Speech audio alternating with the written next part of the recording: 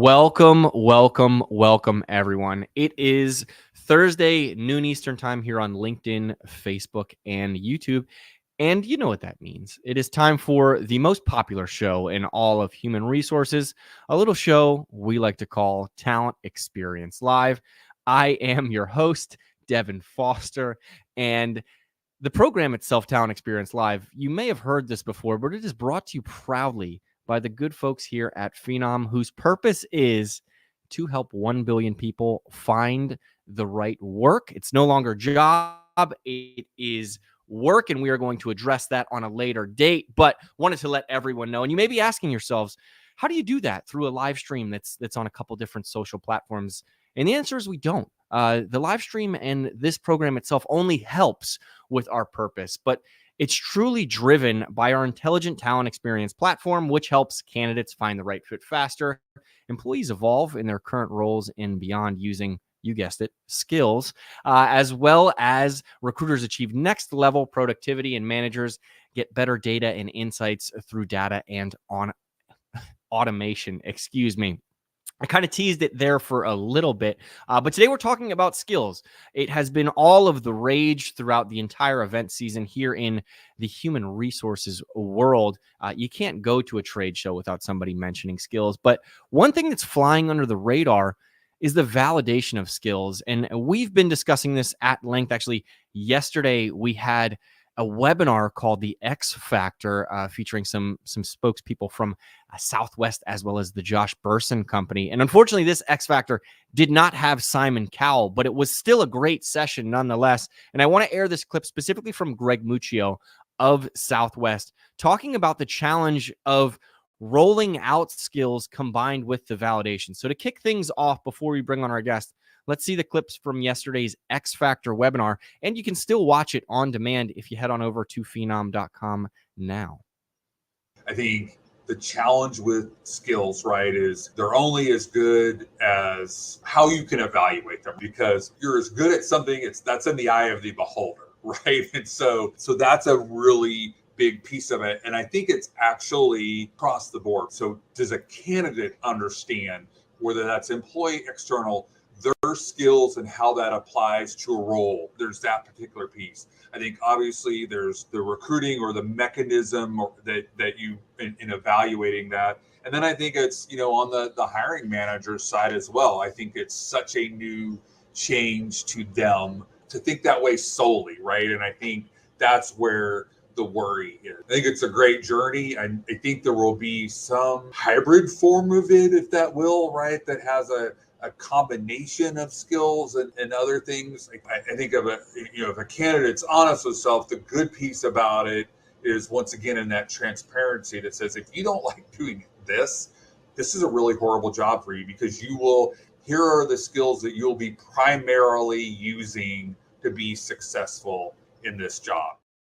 So clearly skills is a topic of discussion around the industry, as I addressed before. But Greg brings up an excellent point, is how do you validate it, and why is that so important? Whether it's candidates outside of your organization or employees looking for their next role, the skills that are required for that next role are important, because if you have the skills but you necessarily don't like them, you're probably not going to be too happy with your day-to-day job. And then it's a vicious cycle. You're back in that same kind of looking for the next role situation all over again. So what exactly is the gold standard of skills validation, and how does technology like artificial intelligence and machine learning play into that? And today we have a very special guest. We kind of sneak peeked him there on that clip. We have John Deal of our product marketing team at Phenom today to talk about skills and how to validate them. So without any further hesitation, John, welcome to the program.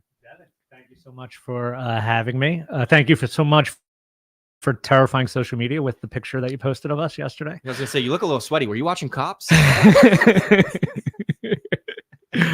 Now we have to get a license agreement. Yes, we do. We are skirting that. I did use artificial intelligence for it, and I think I changed it enough, but hopefully there will be no lawsuits for that. Nonetheless, John, skills, huge topic right now. How I want to start off and kind of set the stage of, how did it come about? How did this transition from, job requirements and job titles transition into more of this skills-based economy, if you will? Yeah. So, talent shortage is a real problem right now. And so when you're a company that has to fill critical roles and fill them quickly, you now need to move from something as broad as, do they have this level of experience in this job, to, do they have this singular skill, right? And to put it in the sports terms, Yeah. like we like to do, Yes. always throw a sports analogy here. Like, okay, what do you play? Oh, I play football. Okay, Mhm. well, how does that help me if I need, if I need a quarterback or a lineman or something, right? Like, Yep. you need to get more granular into, what are their specific strengths? What can they bring to the table? And if you go back, now I'm dating myself, but if you go back to the Necessary Roughness days, Kathy Ireland, she wasn't a football player. Mhm. She was a soccer player, Yeah. but man, could she kick. And guess what?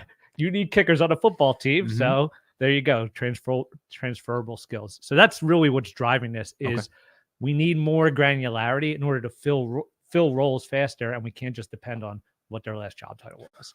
That makes sense. When you think of, kind of the talent economy before, it's almost like youth sports, right? Where there are kids everywhere and they're playing basketball, they're playing football. And then you enter into today's kind of economy and really shortage of talent. And we have to get these specific individuals to play this specific role, right? And what skills are transferable from the, T-ball player who had a cannon for an arm and you can put him in left field. Can he play quarterback at the next level, right? We're starting to sound like ESPN and the talking heads. So we're going to get back into the skills conversation, but that makes total sense.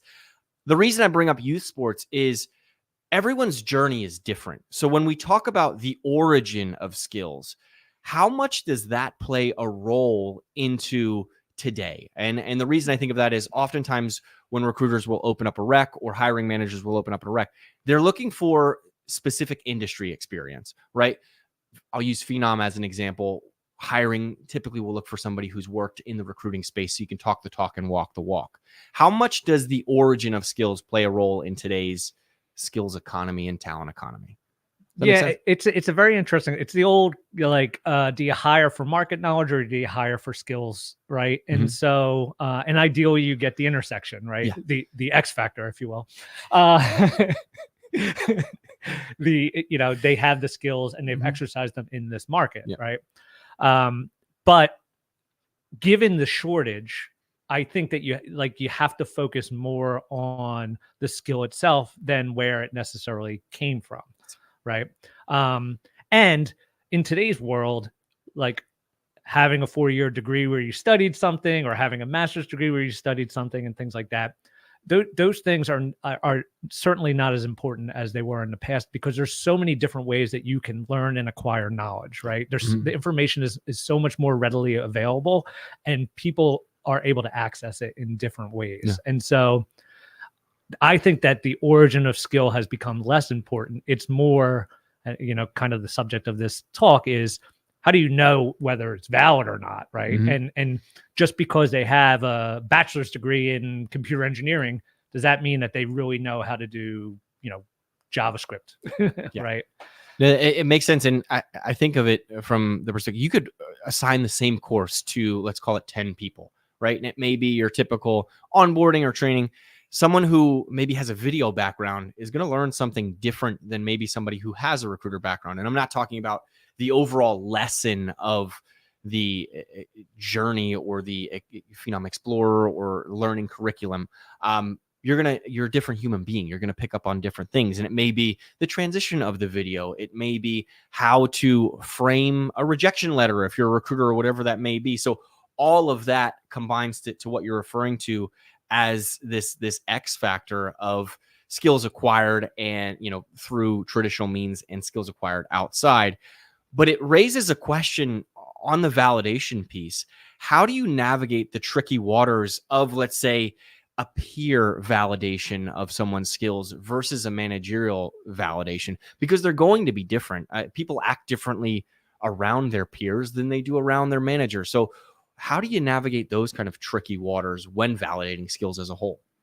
Yeah, I think it can't just be one or the other. I think that you have to really take into account multiple sources of data, right? It could, a peer validation could be valid because that person knows that their colleague much better than maybe even the manager does in some cases, right? Or it could be like, really, really, Devin is so cool that I'm going to give him a great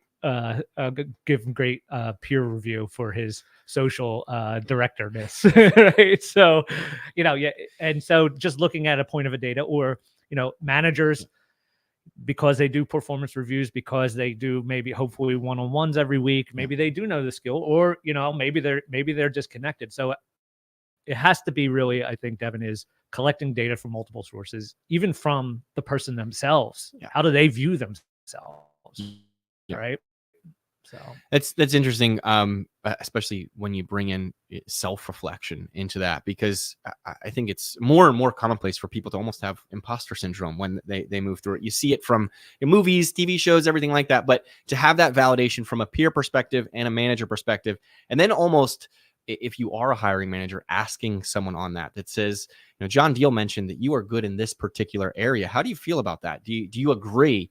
And you can kind of build on that. But as we talk about gathering all of this data, I think the question is, what role does AI play? That's AI's playing field. How do you, or is artificial intelligence validating data to some extent to help this, quite frankly, learning process for folks, where this is a new approach to hiring for talent, is leveraging skills and this ontology of skills as a whole? Yeah, I mean, I don't think you can do it without the AI, because you need enough data to be statistically relevant. And then as you start to grow that data set, it becomes impossible to manually kind of collate everything, right? So the machine will be able to take the different sources of data, will be able to weight those different sources, and be able to give you more of a indicator of how valid a skill is, what level of proficiency it might have. And humans are always in that loop, right? Yeah. You always want people to be able to check the machine, and so responsibly, you build the AI and the humans use it as the assistant. But the large data set that you can get from somebody taking online courses, from somebody participating in projects, from somebody doing an assessment, from somebody, getting endorsements from either within the company or without the company, from 100 one-on-ones and 3 years of performance reviews, and like all of that data is going to be overwhelming for a person to go through, right? So the AI needs to be like, you really need the AI to really make it worthwhile. Makes sense. And then I imagine you talk about the validation there. So let's say, for example, someone starts off in a sales role and transition. Is the machine itself looking at skills that were in a potential sales role and skills that were in, let's say, a customer success role, and implementing them into an individual's profile, where then a peer or a mentor can say, yeah, actually, conflict resolution is a huge skill that this individual has. I didn't think about it that way. Does it recommend skills as well to maybe lighten some of the challenges associated with that process? Yes, yeah, it absolutely will.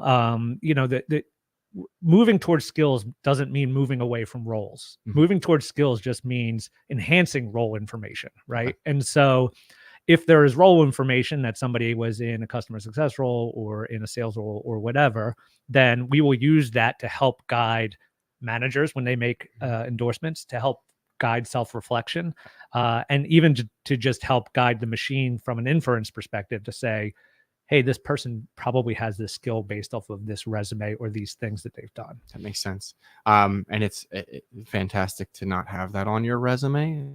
That was always the most challenging part for me to fill out, was you have your name, everything that's like skills. What can I say about myself? But having the machine implement that is wonderful. We've solved it, right? The skills is easy. You can do it. I'm kidding. Obviously, there are some challenges with skills validation. What are they, and how can organizations or individuals look to overcome them, right, while they're rolling out this X factor of traditional roles and now the implementation of skills as well? Yeah, I think one of the biggest things to overcome is communicating the plan and the move towards skills and what that means. Like a lot of the pushback that we get from people, or a concern that we get is, oh, you're letting them do self-rating. Aren't they going to basically game the machine, right? Like, oh, I'm trying to get this job, so I'm going to go to my profile and add a whole bunch of, right, like skill, like whatever it might be, like a conflict resolution, or 360 dunk, or what, you know what I mean, or acting in a lead drama role. So that some of that will happen, but if you communicate correctly that here's the plan, here's why, right, then I think it leads towards better self-reflection. I think it leads towards better endorsement. I think it leads towards better engagement in other upskilling activities, right? So I think that's the biggest thing, is just kind of communicating what the strategy is, why you're moving towards skills, and then how people can engage in that strategy effectively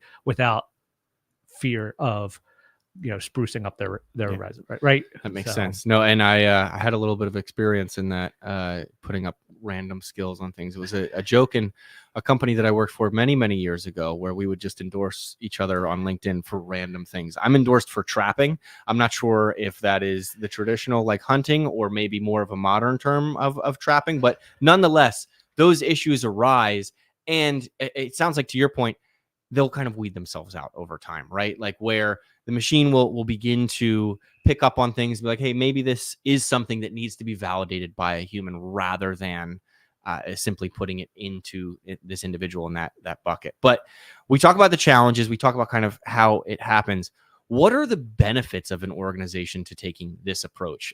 So many times when we talk about new technology, artificial intelligence, the old man, yelling at the cloud says, well, things, if it ain't broke, don't fix it, right? What are added benefits to taking this approach that will help organizations hire faster, retain better, and evolve their employees? Yeah, I mean, it lets them get much more granular. Okay. And when you can get more granular, it gives you the ability to open up what you're looking at, right? So you can, if you're looking at things from a skill perspective, then you're able to really see, okay, which employees have this skill versus which role they're in. And then it helps you as you move out into the marketplace, if you have to hire externally, because we love internal mobility here. I think there was a great conversation that two gentlemen who look just like us had a couple of weeks ago about career pathing, which we have taken full advantage of. But if you have to look externally, then it gives you more flexibility there, because you're able to get more granular below the role level and understand, like, okay, this skill, which is applicable, the machine is telling me this skill is applicable to this role, this role, this role, and this role. Now I can go out and source for customer success roles and sales roles and this role and that role to fill my product marketing role, or to fill my social director role, or whatever it is, right? Yeah. So, well, and I think it raises an interesting.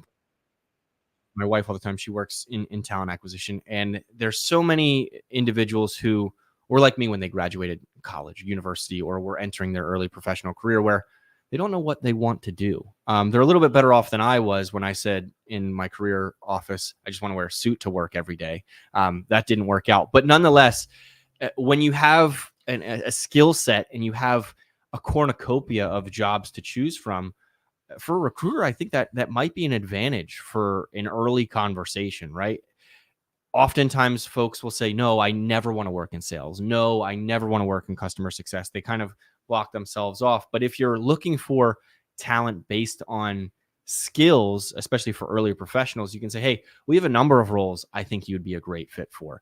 That's a heck of a lot better intro than I want you to start off at this entry-level sales position, right? And then it turns into, as we've talked about for so many years here, a talent advisor sort of role, where it's, hey, these are the roles. This is why I thought you'd be good for them, was because of that skill set. Now, the other aspect that I want to ask you about is, as much as we want to say that every hire that walks into the door of every organization is going to work out, that's not the case, right? For some way, shape, or form, can you leverage this skills information to say, the last person that we had in this role didn't work out because they were lacking this skill, because they needed, maybe it's organization, maybe it is public speaking, I don't know what it may be. Can you hone in on that and say, all right, they may not have the rest of the skills, but we really need someone for this because this role is so contingent on it? Is that also a benefit of it? Yeah, absolutely. You can not only focus on from a skill perspective, but also do something that we call ideal candidate matching, right? Like you kind of said, like kind of the flip side of this person didn't work out. Here's somebody who did work out. Here we know that person's skill set. Let's find a person that has that skill set, right? Or if you're just like, I need this one skill, like push everything else aside. I really need this one thing, right? Like good with mics, right? Some people hold them too close. Some people hold them too far, right? Like you've seen it happen. Yeah. So, you have the flexibility to do both, right? And to kind of further your point about, you know, talent advisor and things like that, the machine will help you. Like when you talked about what skills do I put on my resume? Yeah. Right. One of the things that people can do on their resume is they can put whatever skill they want. Usually whatever their roles were is usually easier to validate. So how do you validate the skills? Well, you can validate the skills through the roles using the machine, right? Like if I had these 3 roles, and it's very likely that I have this skill, versus you put on trapping, top of the list, right? But your background doesn't necessarily say that. The machine will be able to automatically do that for you, right? So so that you don't have to interpret whether it's the old hunting term or the newer, more modern term. Right? No, that makes sense. And I think it's so important because oftentimes I think from a candidate's perspective, they see a job title, they want it, right? Like that is how individuals' job hunts typically start today. We have the internet. We're no longer filling out paper applications for things. There's no help wanted signs unless it's at a restaurant or an old mom and pop shop like in your town. People hop online and they Google for customer service role. They Google for product marketing role, right? That's going to mean a very different thing at different organizations. I know that firsthand when I switched into a different product marketing role, right? So bringing in this skills portion of it the job title is always going to be necessary, right? I think it will always be necessary on our LinkedIn's. It'll always be necessary on our resumes. Everything. We're never going to hand in a resume just filled with skills, right? You need that tenure and things along those lines. But it will help individuals find the right, number one, type of organization they're looking for and the right type of role that they're looking for. Am I way off on that based on, you know, some unique examples of skills throughout the process and people's journeys with skills? Is it going to make the job hunt easier for everyone involved, I guess is the best way to put it. You're way off. I had to say it once. So you know, job descriptions are marketing tools typically, right? And job titles are when they're posted on a career site, they're usually marketing tools as well. Like it's happened to me before where you apply for a job, you get there and they're like, okay, well, your actual title is going to be this thing that was slightly different than what we told you. Is that okay? Right. And what are you going to say? No, like I'm out of here. Right. Like you just got the job. But having the ability to share information with a career site and get, like you said earlier, like recommended skills for you as a person will then drive recommendations of jobs that the job description itself may say one thing, but the skills that the machine associates with that job are going to be slightly different, right? And so I think it helps you to understand, like, this is what goes on from a customer success role in this organization because the machine has figured out the context of that organization and what skills are associated. This is what happens in this organization. And, you know, product marketing is a great example. Customer success is a great example where it could vary greatly. And so the AI really does help to kind of normalize that a little bit from a recommendation perspective. And then it still gives you the ability as a talent marketer or as a recruiter to use the job description to try and seal the deal. That makes sense. Now, we've talked about skills a lot. The one question that I want to ask you specifically is how tangible might not be the right word, but are hard skills and soft skills accounted for in this technology? And what I mean by that is woodworking, right? That is a specific skill where you can build a table with your bare hands, polish it, you sand it, do the whole thing, versus someone who may, you know, have empathy as a skill, have soft skills, if you will, in that sense. Is there a differentiation in the system from that? Because I believe that could probably be up for interpretation in a lot of ways, shapes, or form.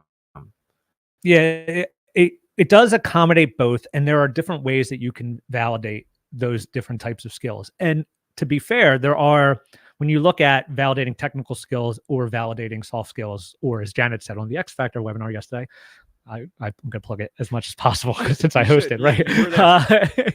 But she calls them power skills. But there are ways to validate technical skills with assessments. There are ways to validate power skills with assessments. There are ways, I think, that you can guide managers and guide peers when they endorse you for those different types of skills. I think you can help give guidance to how they endorse you.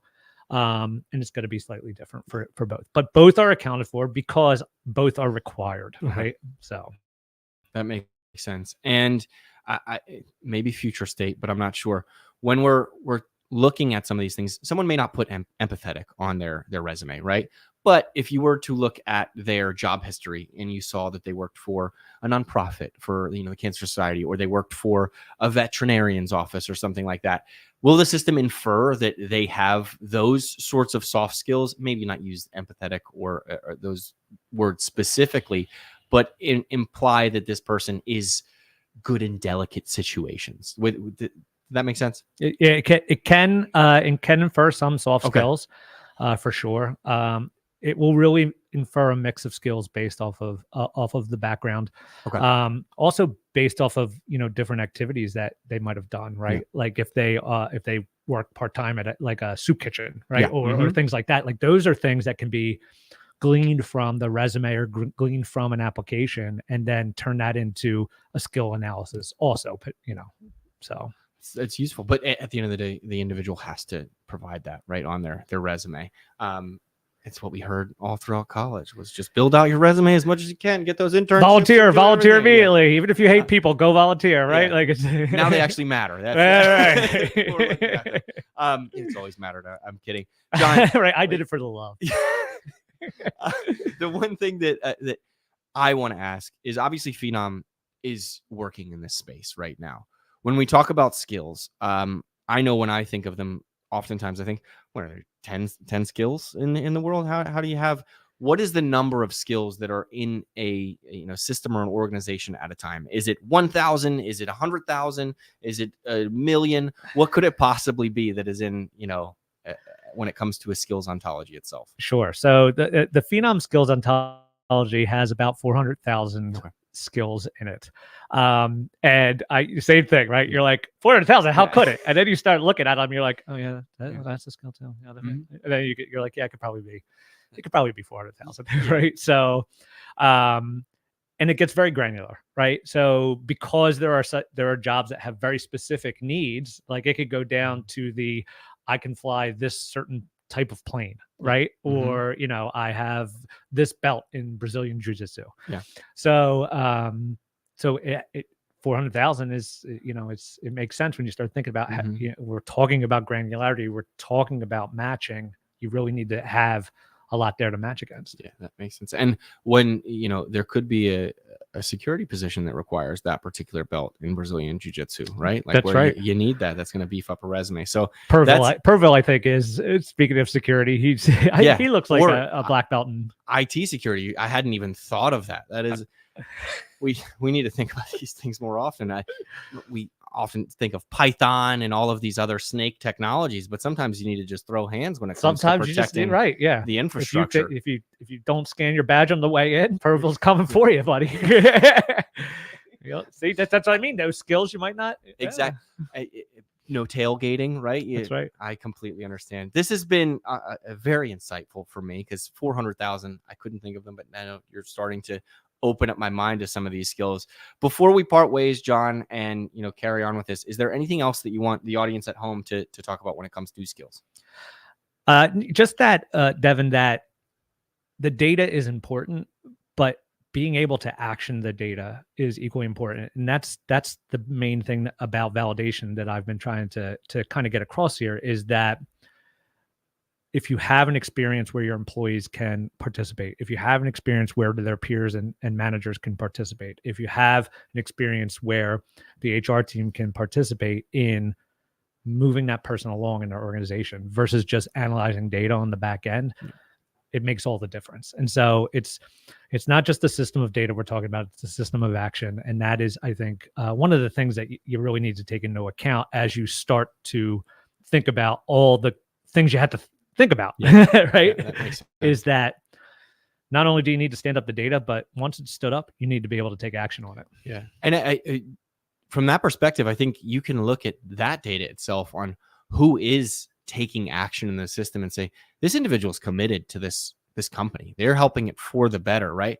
It's a very intricate piece of data where you're not looking at how many emails they sent, how many Slack messages they sent, because that could be filled with nonsense. But if you're looking for, people who are validating skills, who are recommending others for other roles, they're trying to not only help other individuals, but they're helping themselves, right? When you look at that, and this is a power user of somebody on the marketing team who is an ambassador for the whole team.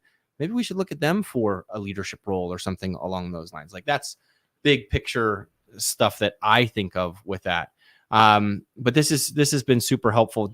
John, is there anywhere else that folks can learn about skills? I know we talked about the X Factor a little bit. Where else should people go? Is there anything down the pipeline coming? So there is, and sneak preview. Yeah. But we will be holding a skills day in December.